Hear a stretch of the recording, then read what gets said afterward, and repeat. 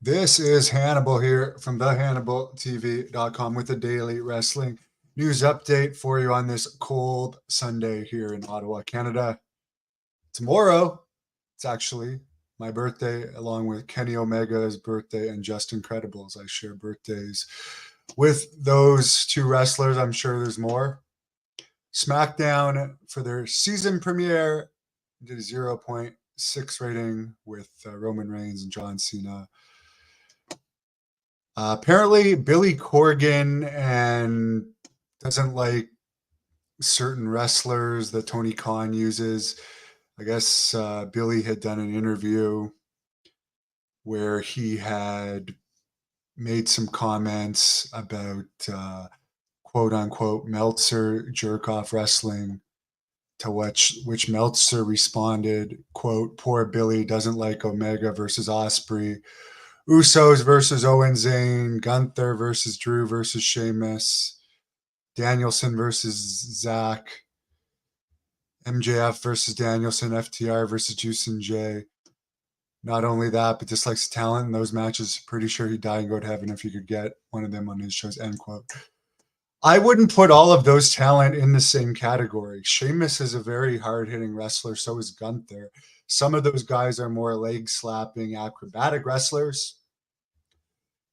But if I was Billy Corgan, I would try and have a bit of everything in my NWA league, which supposedly got a TV deal, which they haven't disclosed yet, which is supposedly with a company bigger than Access TV. So that would make NWA above Impact in the reigns, depending on what TV station it is when they announce it. So it'd be WWE, AEW, NWA, Impact, New Japan, MLW. As far as like the rankings of the league, because MLW is the only one now with no TV deal. But yeah, I mean, I'm not a fan of the leg slapping wrestling, but I don't hate on those guys for it. And if I ever did, I take it back. I'm more relaxed in these days, and I'm like, I can't force the style of wrestling I like on everybody. I like the 80s style of wrestling. I like hard hitting, realistic wrestling, like the Bruiser Brody, Terry Funk, Stan Hansen style of wrestling from Japan, back when Japan was kicking ass, the Haku style of wrestling. But I'm not going to force those views on everyone. Everyone has different tastes. Adam Cole, sorry to say, broke his ankle. He had ankle surgery, so we are in the same boat. I can't show it with my thing, but yeah, my ankle's also screwed. That's why I'm going to be hosting the Great North Wrestling event November 4th in Renfrew. And there's now going to be a girls match replacing the Blood Hunter match, which is, I think it's going to be more fun to host it. Anyways, I think I'm going to be a good host. I'm going to be doing actual NWA style interviews. Both new WWE GMs are former NWA champions. Yeah, in the era where the NWA titles mean nothing. And I'm so sick. And I'm not going to hate on it. If people like the whole GM stuff, as I said yesterday, I like the Jack Tunney Gorilla Monsoon.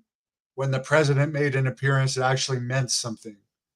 And it wasn't just these random guys who what's Nick Aldis's credentials to be Raw GM. I did watch the clips with Nick Aldis, and I have to say it was a good line they wrote for him when he went up to Dominic Mysterio and he said, "I'm a big fan of your father's." I did find that funny. He delivered that line well. I'll give him credit for that.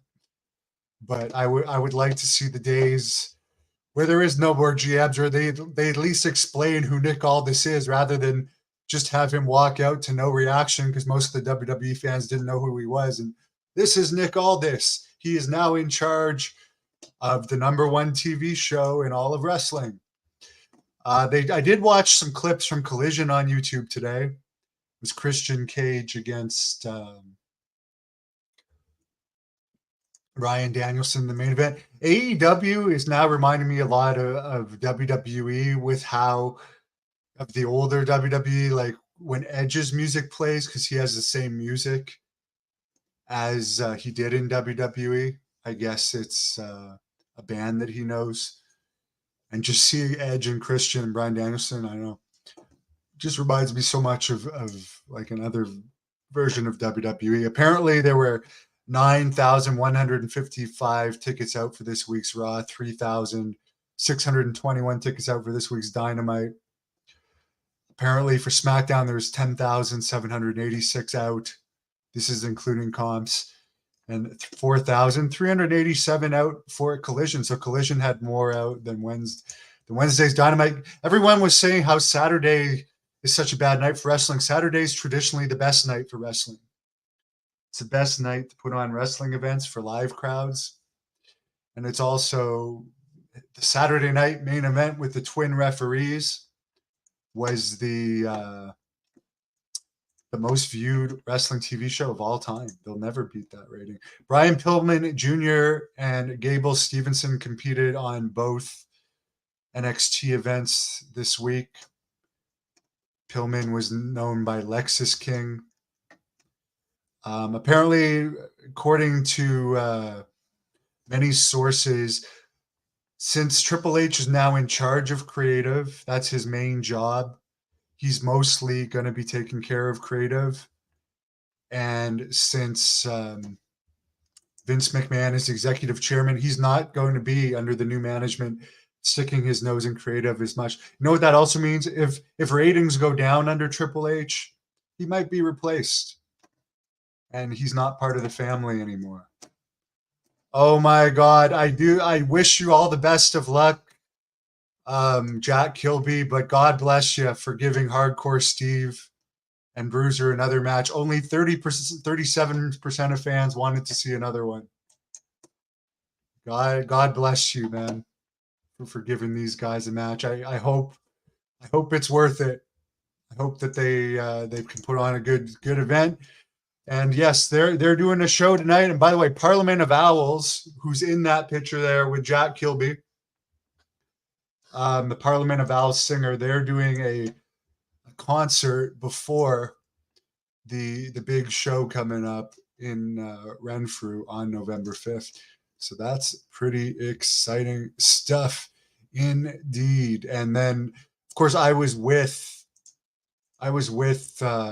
President Michael Andrews yesterday in Cornwall on some business preparing for next year. By the way, I found that picture when I was going through files. I do miss being a babyface in a lot of ways. Do miss being a babyface. Maybe I'll have to come back. The rubber match, there was one win and one draw. So I guess if Steve wins, it'll be one win, and one draw. So then there'll have to be a fourth match. Or if Bruiser wins, it'll be over. I don't know, fans. You write it in the comments. I'm sick of seeing those two wrestle. But he's executive vice president. And Michael, I guess Michael Andrews, by the way, has put a stop to the he's put like a stop to a court order, court injunction to the having to be the slave of Jack Kilby due to the nefarious tactics that were used for the Magnum to win the Canadian Championship back in Smith Falls. And by the way, this is a match I am excited about. And let's finish on this: the Magnum against Rene Dupree, with the big money players in the corner of the Magnum. But you know what? Rene Dupree is a more decorated wrestler than Jeremy Prophet. He's wrestled a lot longer than Jeremy Prophet. He has a better record wrestling on TV than Jeremy Prophet. He's physically way bigger than Jeremy Prophet. And I understand that God, I shouldn't read comments and write this at the same time. Oh, I understand that Rene Dupree actually doesn't like the Magnum in real life. I understand that. That's shoot. What's real? Do I still wrestle? As I said, I'm dealing with a broken leg right now, just like Adam Cole. So you know what? I wish him a speedy recovery. But as I said, I am going to be hosting this event the Renfrew Reckoning, where there's going to be a really impressive girls match replacing the Blood Hunter match. But you'll have me conducting all the interviews live November the 4th, 6 p.m. Eastern. Thank you for watching the Hannibal TV. Please like this video if you enjoyed it and click the subscribe